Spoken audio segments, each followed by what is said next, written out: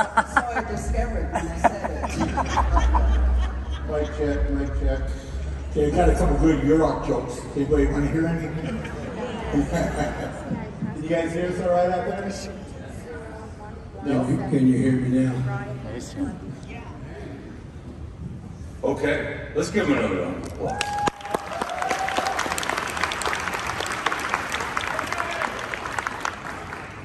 Each of our panelists obviously have served their tribal communities very well as tribal leaders, and knowing the immense amount of time that takes and all the things that you do back home.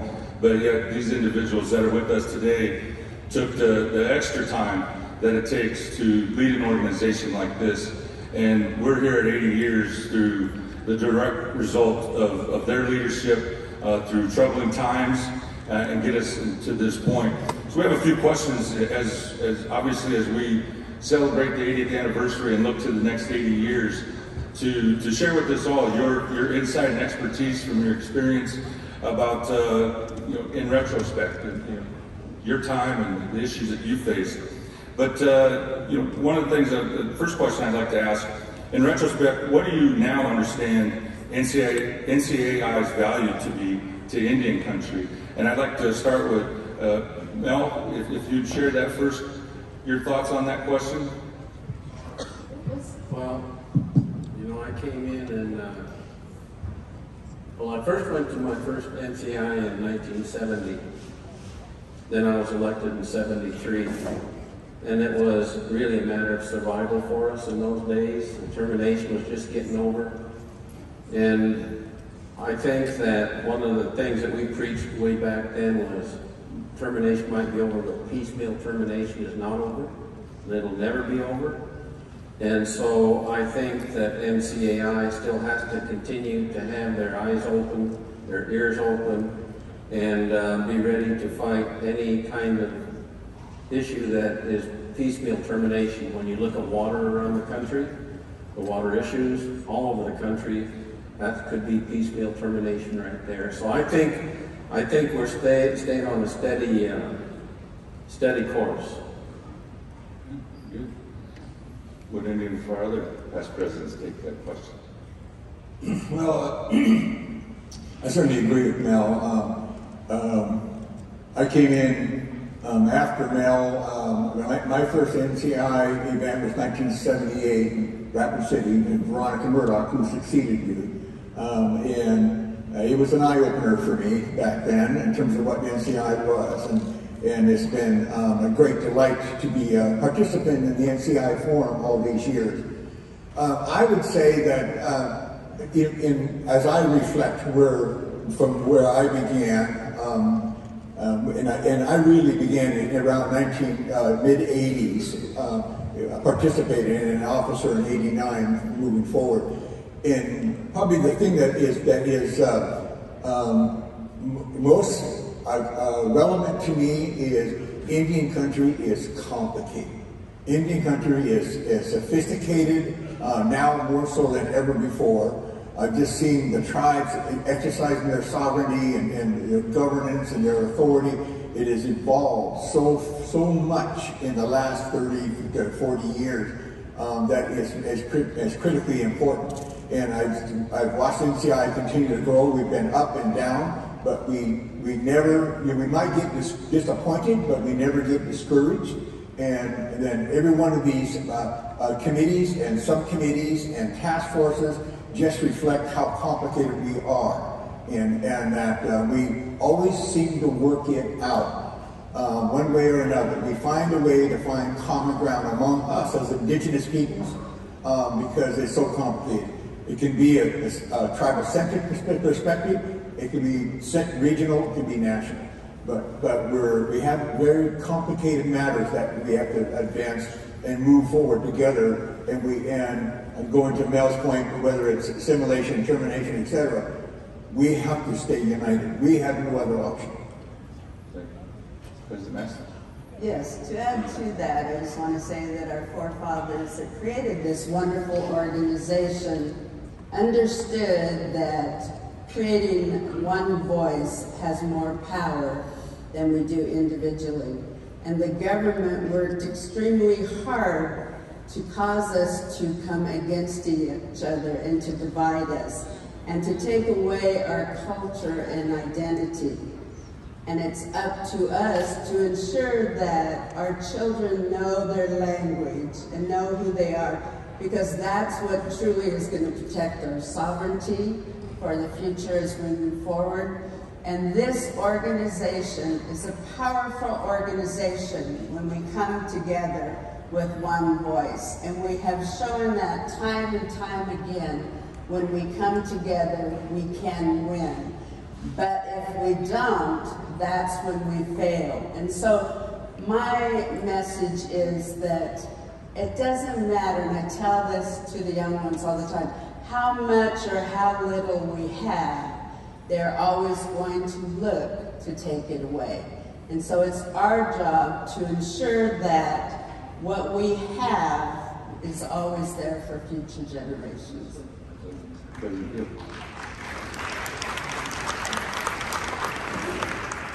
Well, thank you. Good afternoon, by the way. I was elected, I came on as president. I followed several. But Tex Hall was president. Sue was going out. Tex Hall became president, and then Joe Garcia.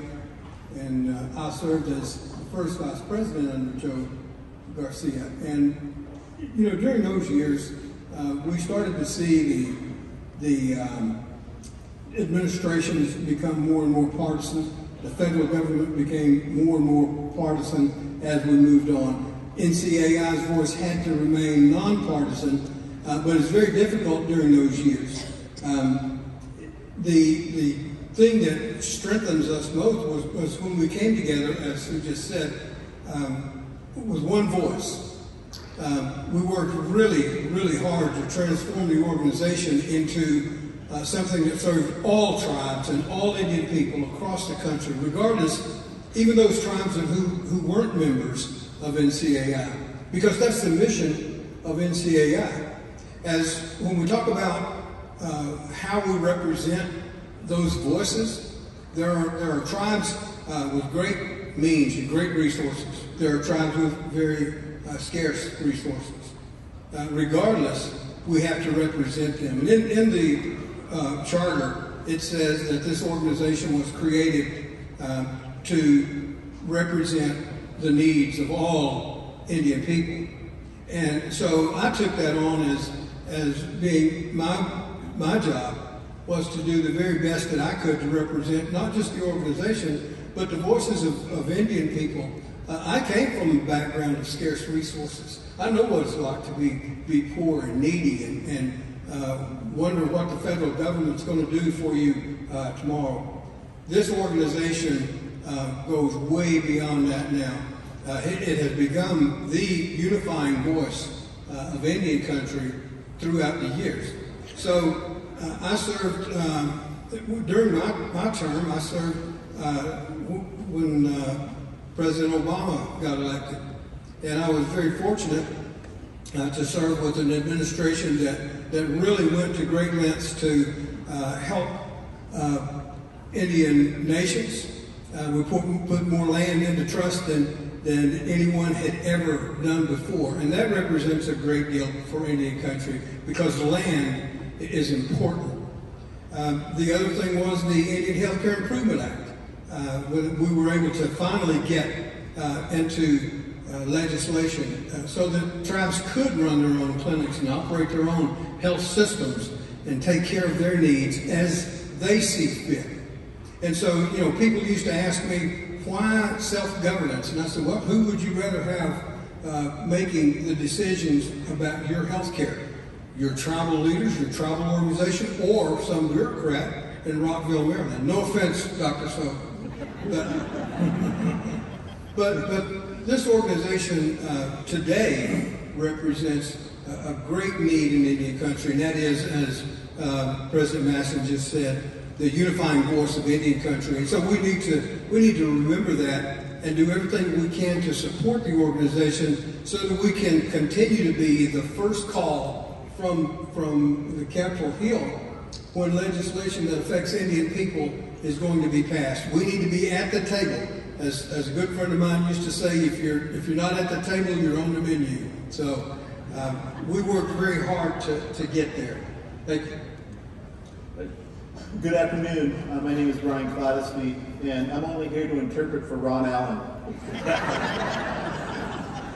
I knew that's why they were You know, when I think about what value does NCAI bring to Indian country, and Jefferson indicated, you know, the Indian Healthcare Improvement Act, I think the Tribal Law and Order Act, I think Keeps Eagle, I think the Cabell Settlement, I think about the Leasing Act, I think about all those pieces of legislation that NCAI had their fingerprints on, along with you out here. I think the value that we bring is a value that benefits 574 tribal nations. And when we go and speak at Washington, D.C., we make it very clear that we don't speak for any of you tribes, we advocate for you. Because the things that we are doing in Washington, D.C. as NCAI presidents benefits 574 tribal nations. Whether or not you are a member of this organization, you benefit through VAWA. Whether or not you're a member of this organization, you benefit through the Indian Healthcare Improvement Act, through the Leasing Act, through all these bills that we and you help pass benefits one way or another, all 574 tribal nations. So I like to think that when we are advocating for you, not only you, but we are also advocating for the other tribes in the United States of America that do not wish to be a part of this or cannot afford to be a part of this, but they're still out there and we're still advocating for them because that's a value that we feel that we bring to 574 tribal nations. And obviously, thank you. Obviously, President Sharp is not a past president yet, but as she closes out the 79 years with the start, we wanted to include her as well. So, President Sharp, the same question. Thank you. I believe the value that we bring to tribal nations across the United States is the same value that was envisioned by our ancestors 80 years ago. And that value is we come together to protect, defend, and advance the tribal sovereignty that belongs to each and every one of us. A value that was not given to us by any state or by the United States. It's a value gifted to us by our Almighty Creator. Each and every tribal nation possesses the inherent sovereign interest to determine its own future, to determine its welfare, to determine how it's going to utilize its lands, its economy, to defend and protect our healthcare systems. And so I think that's the greatest value that we bring to tribal nations. This is the only venue on the planet where you could have hundreds of sovereign tribal nations who bring to the table timeless values and timeless accomplishments and strength so that we can continue a course for 7 generations out and beyond into the future. And so I think the real value that we have is when we come together, we're not just talking about policies, we're sharing our culture, we're sharing that common heartbeat that I mentioned earlier. And when we do come together to defend that which is rightfully ours, we are truly unstoppable. So I truly see that as the value of the National Congress of American Indians, and generation after generation, over 8 decades, we've stood on that value, we've protected and we've defended it, and we continue to advance it.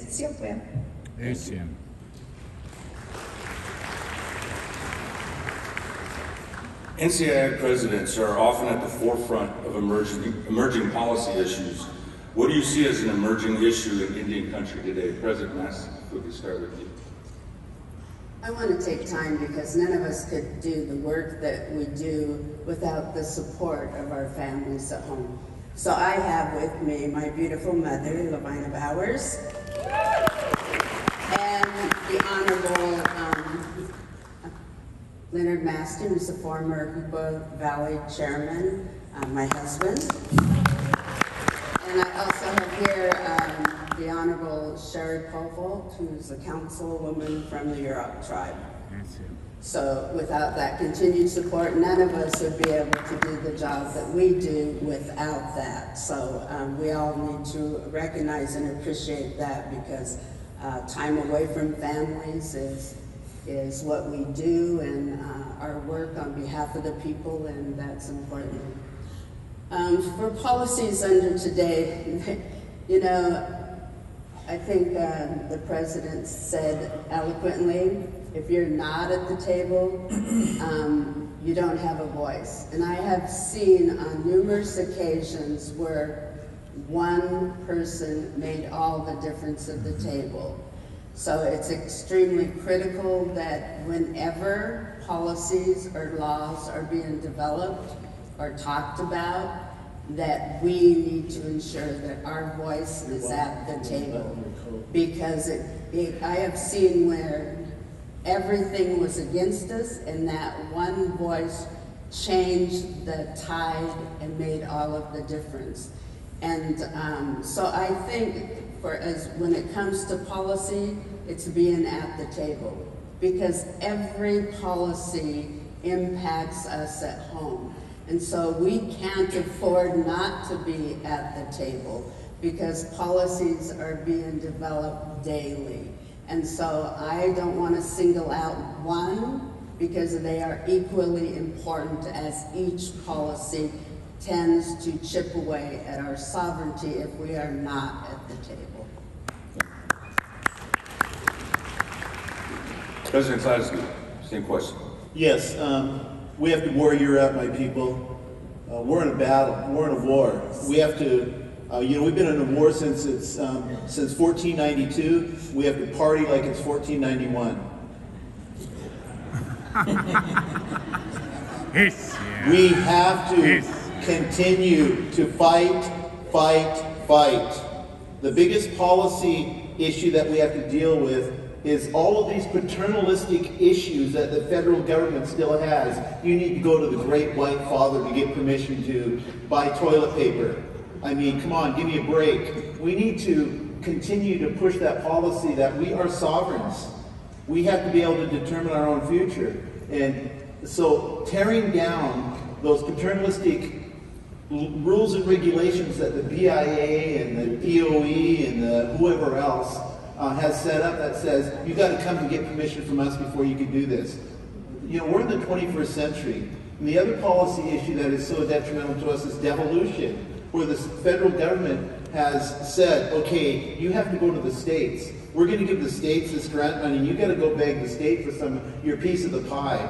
Devolution was never in our treaties, and it never ever said the federal government had the authority to delegate their responsibility to the state government. So those two issues, I think we have to continue to fight. The paternalistic issues that the federal government has, and the devolution that the federal government has given to the state. Thank you. President Allen. Well, you know, what's the greatest threat? Yeah, we're celebrating Rakhine, and without a doubt, Rakhine is successful on many levels. But inside Rakhine is another threat in terms of inviting another consideration about the political standing of tribes. I do think that America still is trying to get comfortable with that we are a part of the family of American governments in our society. And like I said earlier, in the last 30 to 40 years, our governments have emerged in an amazing success. My concern is that as we move forward, that the leadership is understanding of where the battles are when we're engaging with the federal government, or even engaging with the state or local governments, where the battles are. Understanding the political system. And quite often, many don't know where the battle is. Many of our colleagues will get confused over the executive branch authority versus the legislative, the congressional branch authority, or the judicial branch, or how to remedy any one of those forms where our sovereignty and our jurisdiction can get eroded. and we have to know where those battles are. We have to know and understand it. The new emerging leadership, the new generation needs to remember how far back we started. Just joking, Mel. But that to me is one of the main concerns. If it's our sovereignty. Senator Inouye, who I absolutely adored, always said, "Without sovereignty, you have nothing." Deep voice, we loved him, and he was right. You have treaties because you're sovereigns. And so you have to remember why sovereignty is so important and how we have to protect it, how we have to restore it in its truest standing. And people talk about taxation or jurisdiction, economic development, and so forth. So where's the concerns? The concerns is stay focused on how you're going to shore it up. We're still restoring our sovereignty in the eyes of the American political system. President Sharp, thank you.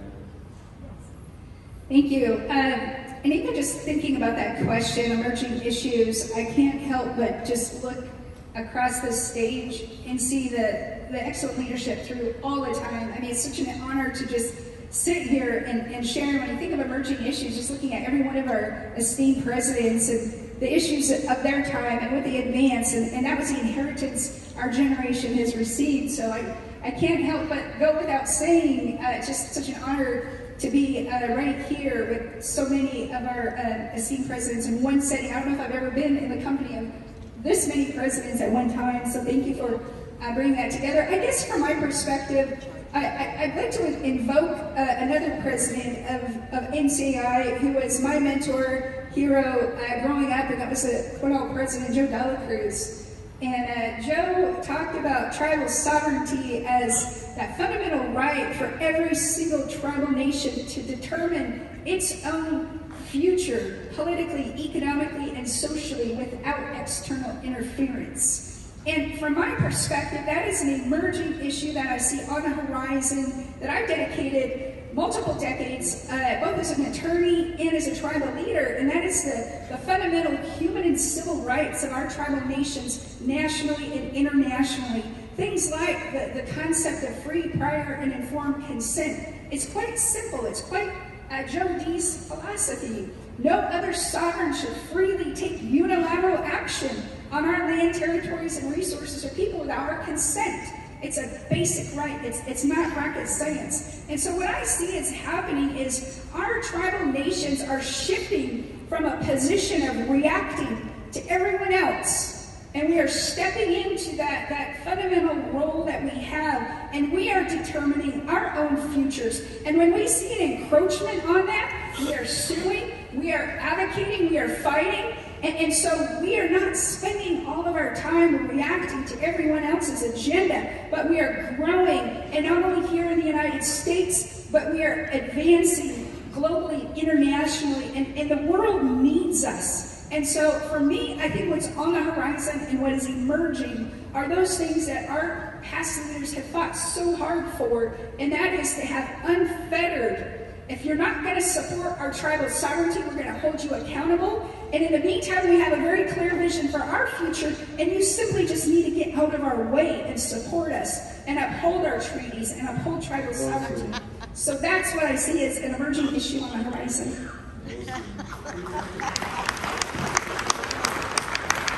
President Johnson. You guys say everything. Let me tell you a story of Joe Dela Cruz. He was like my briefcase warrior buddy back in the day. And it was an era when the feds always wanted to have consultation meetings. Most of you are too young to remember that, but maybe there's some people with more elder experience here that remember that. And we went to a couple of them, and Joe would always sit in the back of the room acting like he was asleep, but he heard every word that was said. And one time he said, "Mel, we didn't come here to listen, let's go take over the microphone." And I said, "Okay." So we did. We went up and Joe took over the microphone, and he said, "We didn't come here just to listen, we came here to give our side. Here, Mel, tell them." That was my buddy Joe. He was an awesome leader. And I'm going to take advantage of something that Sue just did, introducing people. There's one person that is from my era that was my treasurer when I was NCAI, and that's Rachel Joseph was sitting back here. I'd like you to stand up and be recognized. She really was part of our strong team. You say, there you go. I love that lady. And I don't think she's ever missed a convention.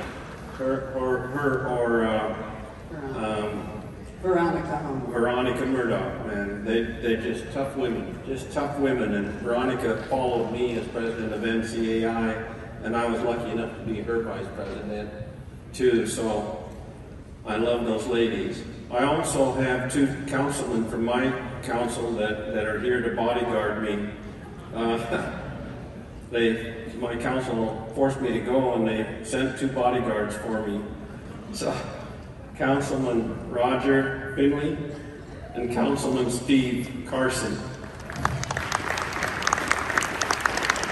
And it's not only our families that help us do our job, it's the support that we have around the table on the councils, because they have to carry on while we're out on the road, and we're getting the press, and we're getting all of the whatever goes with that while they're doing things on the reservation that needs to be done. And so to me, the councils at home are just as important as those of us that have the titles. Now you ask, future. We need to make sure that our people get out to vote. We need to really utilize our numbers in our districts, in our precincts, to get out to vote. When you look at how screwed up the House is, I mean, that's embarrassing. That's embarrassing. It makes my tribe, when we was fighting termination, look pretty smart. Because these guys are goofier than hell. Capital letters. And so we need to make an effort on every reservation, every precinct that we have a voice in. If you got to bus them, bus them. If you got to use your car, use your car. Because not only are we going to have to make a change in the big picture, we got to make the change in our local precincts so that they make their way up into Congress. Because those are the guys that are passing or not passing the legislation that we're going back there to beg for, or to lobby for, or to support, right? So I can't express it any stronger than that. That's part of what they said. If you're not at the table, you have to be at the table of the polls. And so get out there, folks. Get your neighbor. If each person would grab a friend, and they grab a friend, and they grab a friend. We can control precincts, and we just haven't done it. We do it in parts, but we haven't really done it nationally, and we could. So I did.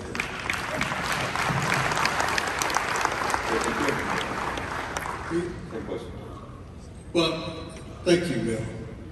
I think the vote absolutely is incredibly important. The thing that I see coming in the future is we have to be careful of the federal funding. You know, as Brian said, we have treaties, we have agreements with the United States of America, but the United States has never upheld its responsibility in terms of treaty rights. Every one of them is subject to be broken. What we have to be careful of is not voting and allowing these different administrations to come along and put us in the same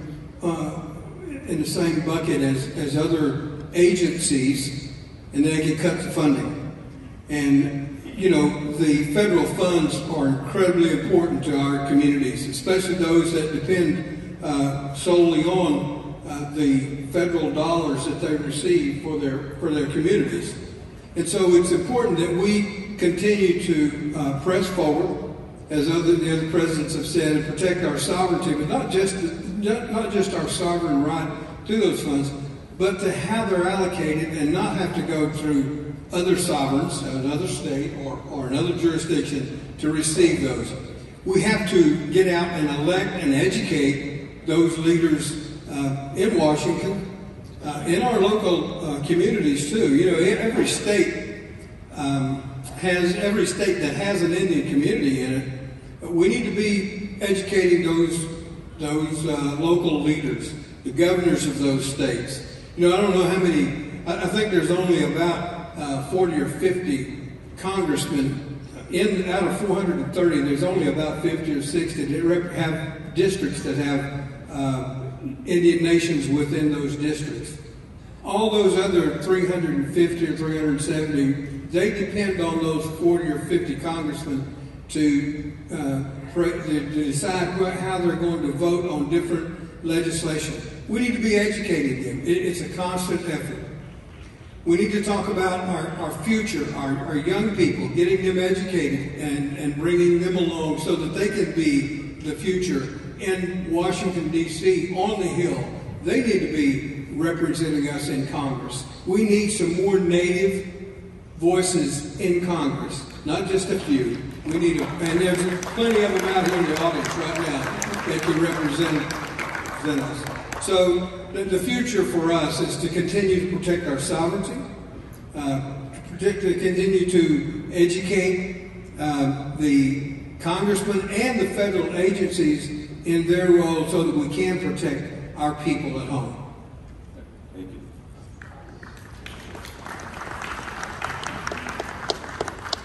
You know, as a young tribal leader myself, I was elected back in 2002, and being from a terminated tribe that got reinstated and really trying to learn and be that young tribal leader. I know my time on my council spanned 5 presidents at NCAI. What's your message? What would be your message to young tribal leaders that are here today as we talk about what's in store for, what do you hope is in store for the next 80 years for NCAI? And so with that, I'll go back to you, President Tenasco. Wow, that's a tough one, because I want us to stay steady. I want us going one way for a while and then going another way for a while. I think the key thing for this organization is to be consistent on the issues that have been raised with this group of past presidents, protecting sovereignty, and that involves a lot of different things when you think about a nation. You know, we're not just a tribal government, we're a nation. And you got to think about it as a nation, like the United States or Canada or some other country that is bigger than most people even imagine. And that's what you people that are on tribal councils, you feel that every day when you're dealing with housing and education and child welfare and all, you know, law and order and roads and everything that we deal with on councils. And so if this organization starts changing directions, and it'll weaken that, right? Mm-hmm. I think that as long as we have leadership that goes and works the Hill, makes those friendships, gets to know those individuals on a personal level, they'll call you. At least in my time, those chairmen of those different committees would call our office and say, would you come up and help us put this hearing together? Would you identify people that you would like to provide testimony? Would you develop questions for our committee to ask these people that you want brought to you? And I think you still keep on that course, because we got to be walking that hall every day, right? Past presidents, every day, somebody's got to be walking. Because if we're not walking that hall, our enemies are walking that hall, and they're walking them the same time we are. Just because we don't have a termination bill working the Hill, don't mean that their people aren't there working the Hill to take a little bit of ours away. And I'm thinking about water. I'm thinking about the climate change. You have big corporations, you have different entities that are really hurting, and they need more water. Where are they going to get it? From us. because we're the last that have clean flow-throughing water. And they're walking that hill. In the old days, they was walking the hill over fishing rights. They were walking the hill over hunting rights up in the Great Lakes country, you know, and so we got to walk the hill just as hard. And so steady course, be tough. Thank you. President Allen. Well, I always find the question of what advice would I provide for a new, younger generation leader, an interesting one. For me, it's just anybody who's new to the leadership of their nation, regardless of their age. Yes, we tout our youth and we're passing the baton on to them, but what's most important is, as a leader, is getting on board with the council to lead their tribe's interest, is to know what the mission and the goal is all about. To know that today, in the 21st century, it's a lot more complicated, it's a lot more sophisticated, it's a lot more challenging than ever before. Back in the day, as has been noted, we remember when we had nothing, and then all of a sudden gaming and other opportunities emerged and we become quite successful. So our world today, I always use the analogy, we're playing this multi-layered chess game, and it's complicated from the local to the state to the region to the national to the international as fun gets engaged. So, and then all the other stuff, the stuff that goes on around it can swirl around you. And then you become successful, and then you become all of a sudden important to communities and committees and so forth, and they can become distractions. So all of a sudden you lose focus on what your tribe's mission is, on how you're trying to move the agenda forward. They really do need to remember where they were, what they're about, where they're going, and how far we have to go. So I am very impressed with how far Indian country's come in the last 40 plus years. But I use the phrase that right now the federal government provides around $31 billion annually. Set aside the $45 billion that was because of COVID and so forth that Brian Newland mentioned. But so $31 billion, and the need of Indian country is north of $250, $300 billion a year. Where is Indian country going to find how to fill that gap? So for me, it's always about self-governance, your political infrastructure, know that you have to have that foundation, and it's about self-reliance. We want to generate our own revenue, whether it's tax basis or businesses, etc., so that we can fill that gap on our own and have no federal, state strings attached to it. Thank you. President Master. The first thing I would say is that you need to make sure that you are balanced, that you're spiritually, mind and body balanced, that you participate in your ceremonies, that you're prayerful, because you need to be strong, because there will be forces that come against you. And that'll be your family, it'll be your community, and it'll be the outside forces. So you need to be strong in order for you to be successful, because you have to be, because you're there for your people and for future generations. So that would be number one. The next would be for you to know the history of your tribe. You need to understand your treaties, or if your executive order, or where you need to thoroughly understand those. And you need to understand who you are as a Yurok person or as a Pueblo person. You need to understand that, because sometimes when you're sitting in a negotiation, the only thing that separates you from everyone else is who you are. And that's what will allow you to be successful in your negotiations. The next thing would be to understand the history of your tribe, because history has a way of repeating itself. So you need to understand that so you can be prepared for that, so that you don't allow for it to happen again. You need to understand the decisions of court cases the decisions of Congress that have impacted Indian country, the decisions of the administration and how they've impacted Indian country. Because those are the things that you need to know, because whatever decisions are happening today, those will influence those decisions. And so having those foundations, because you need to be the best prepared that you can be, because you are doing the most important sacred job of all things. And that's the job that the Creator gave to you, to be the best that you can do to protect your lands, your resources for tomorrow's generations. So that's your responsibility. Thank you. President Field. Well, I would say for the young people, and I know that there are some really dynamic young leaders coming up today, get involved not just locally, but nationally.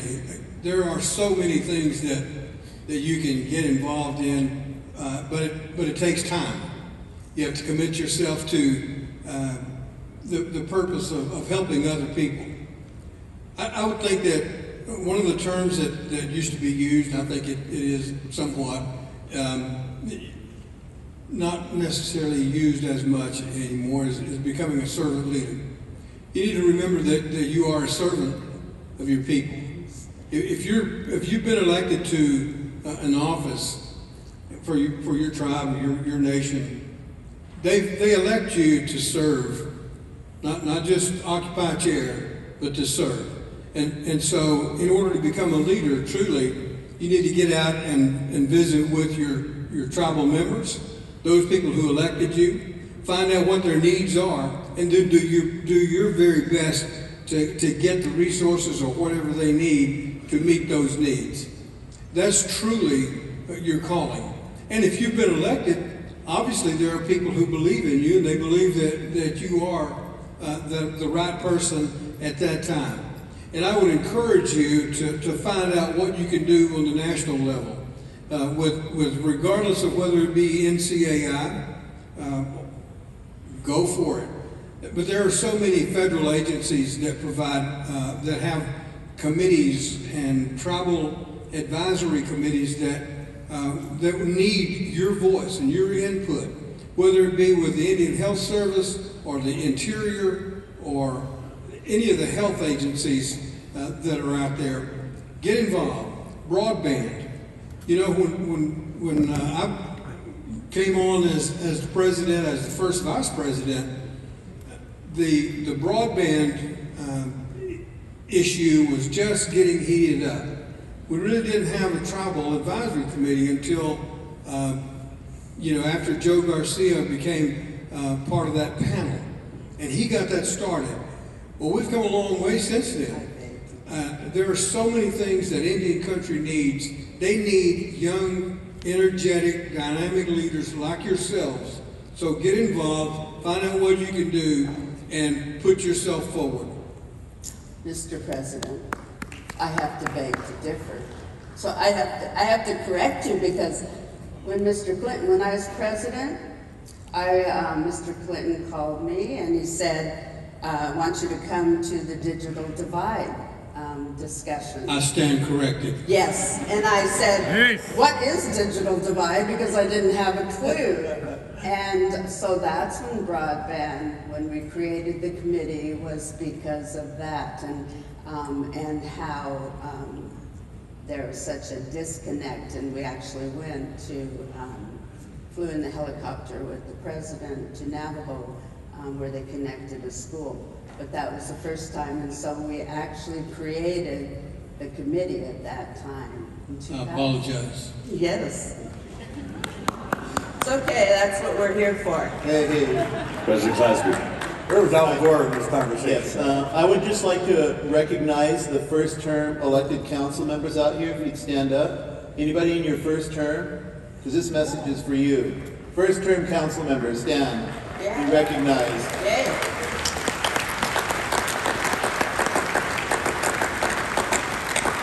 As they ask us to speak to the young leaders out there, First of all, I'd just like to offer my condolences to all of you.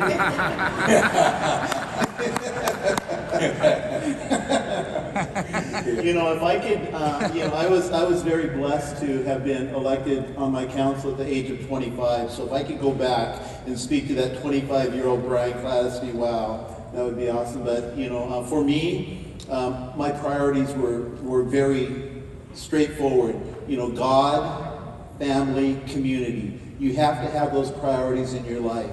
And number two, your mentality has to be, I made it to the bottom. It is just counter from the non-Indian culture of I climbed the ladder of success and, you know, I'm looking down at all of you. No, you got to understand that you as a tribal leader have made it to the bottom. We use the totem pole in our cultures to tell stories. And I was told that the most important subject on that totem pole is the one at the bottom holding everybody up. The ones at the top of that totem pole are your children, your elders, and the most vulnerable in your communities. They're on top. You started on top as a child, being held up by your parents, your grandparents, your community leaders, and you have been chosen now, and you made it to the bottom. Not for one moment, do not think that my poop does not stink, okay? Not for once can you as a leader think I'm the prima donna and the smartest one in the room. You have made it to the bottom. And you are there to hold up your people. That is your job, to serve, like my brother said. That's what you have been chosen to do. Just because you got elected, don't think you got a PhD. You don't. In running, unless you've been blessed to get a PhD, I stand corrected. We might have some PhDs on council out there, but I've been told you don't have a PhD to run a police department, to run a health clinic, to run a dental clinic, to run a casino, to run a gas station, to run a bingo hall, to run a cannabis store. You were elected to provide essential governmental services to your people. When I became, in 1997, the chairman of Swinomish, I went to Albuquerque, New Mexico, to a tribal leadership conference. And the first thing I learned there was the #1 reason businesses fail in Indian country. I don't know how many of you heard this. I hope some of you have. It was a study done by Harvard and the University of Arizona. But the #1 reason businesses fail in Indian country is because of micromanagement by the council. So you young council members, listen carefully. Listen. It is not your job to run businesses. You hire smart people, let them do their job. Get out of the way. You hire smart people to run your courts, get out of their way. Don't be a micromanager would be my message to you young, and even you old tribal leaders. That would be my message. Remember, you made it to the bottom. You're there to hold up your people. Guy McMines told me, he said, your job as a leader is to allocate economic opportunity, and the best way we're doing that at Swinomish is providing full ride scholarships to anywhere in the world to our children. That's the #1 best way we can allocate economic opportunity for our people and to provide essential governmental services. This guy told me as a very young leader. So that would be my message to you young leaders and some of you old leaders. Awesome. Thank you. And last, President Sharp. Yes, thank you. Thinking about advice to the next generation and looking at the next 80 years, that is quite a question. I think I would advise what President Maston said really resonated with me. It's important for every single one of us to be ready spiritually, mentally, and physically as tribal leaders, because the challenges confronting our generation are so profound. We really don't have a margin for error, and we absolutely have to be ready individually. And we know when we confront the challenges, we are going to be attacked at every level, from every corner. And so I would advise the up-and-coming generation of leaders to know over the next 80 years, fully expect and have the biggest vision, the biggest dreams and hopes you could possibly imagine, and know that if you walk in that place where you are spiritually sound, you're not only going to accomplish and see those things that are beyond your imagination come to fruition, you're going to raise up that next generation of leaders. And so I believe over the next 80 years, we're going to see multi-generation transfer of wealth. I believe the world is starting to recognize that the United States and Canada did not become the most powerful countries in the world because they're smart for some other reason. They did it at the expense of us. They emerged at the expense of our children, of our lands. That is why they became ultimately some of the most powerful countries in the world. And there are people around the world that know that is not just, it is not right, it is not fair. When our schools have graveyards in the backyard, when our schools killed and murdered our children, not just one or two, hundreds and thousands across this continent. In the next 80 years, we're going to see justice. In the next 80 years, we're going to see all of that wealth that went to others at our expense come back to us. And we need to be ready for that. And that's not going to happen just because people are going to grow a conscience. That's going to happen because we are going to know and have a very clear vision of what that means to us and what it means to those that we've lost and to those yet to be born.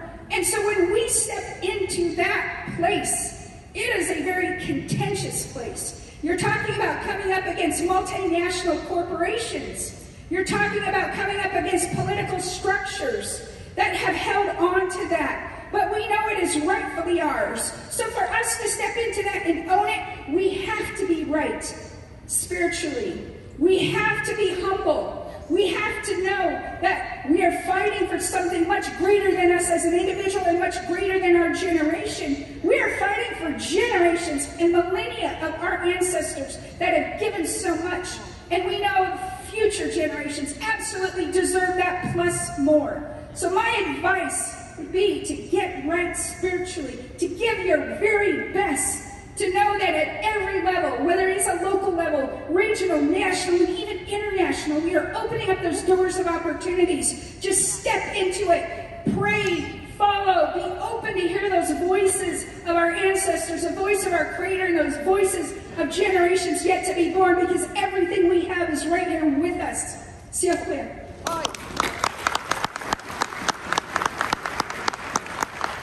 I would be remiss if I didn't introduce the former First Lady of NCAI, Nina Clattisby. When you see me, you see Nina. Many of you know that. And so I got to recognize my wife with being with me here today, and also two of my council members, Greg Edwards and Eric Day, are also here representing. Also introduce the former First Lady of NCAI. Yes. My wife, Carol. Oh, geez, royalty right here. We could listen to these stories, this insight all day long. Unfortunately, my staff is having a seizure. We're way over time. If we're not done and we're taking over. Yeah. Okay. We got the mic now. Who has the mic, right? So once again, I also, it wouldn't be right for me not to recognize Jacqueline Johnson-Payton, who we all work with. She made our lives much better, and she was the longest-serving executive director of NCAI, and all of us had the opportunity to work with her. So I just need to recognize our former executive director, who I worked very, very closely with my time as president. And I do need to recognize the first woman president of NCAI, Miss Veronica Holmes.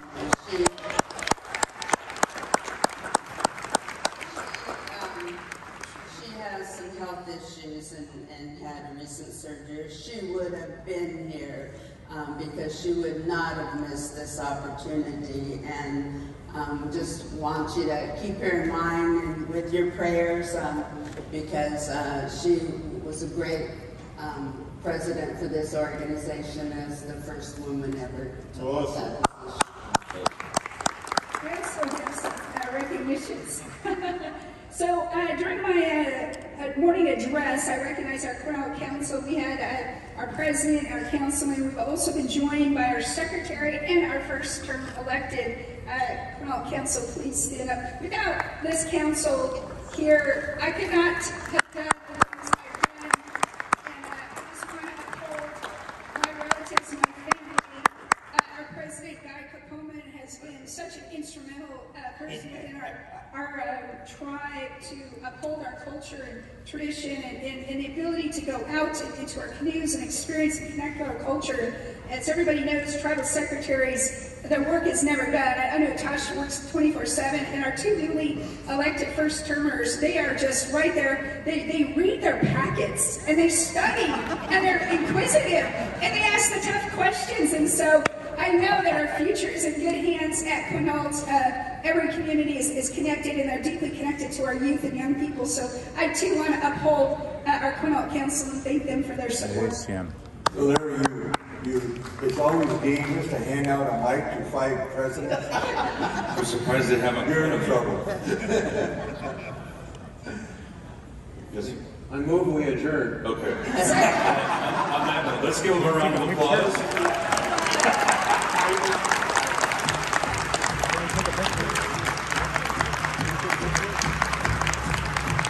What's that?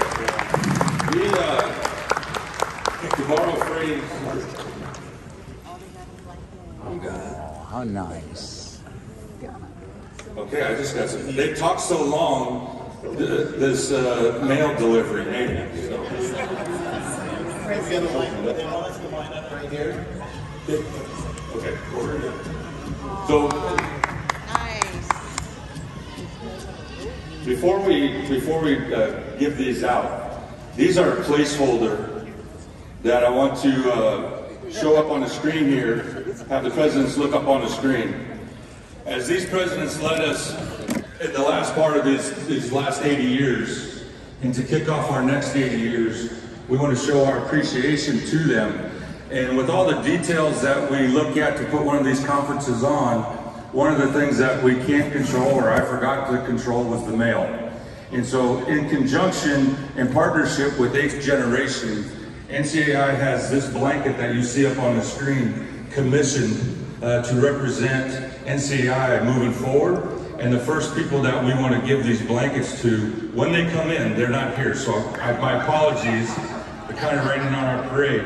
But they will each get a blanket that you see up on the screen with the NCAI logo in that design. And so I just wanted to share that, our apologies for that not being here. But please go ahead and put those blankets on. Thank you.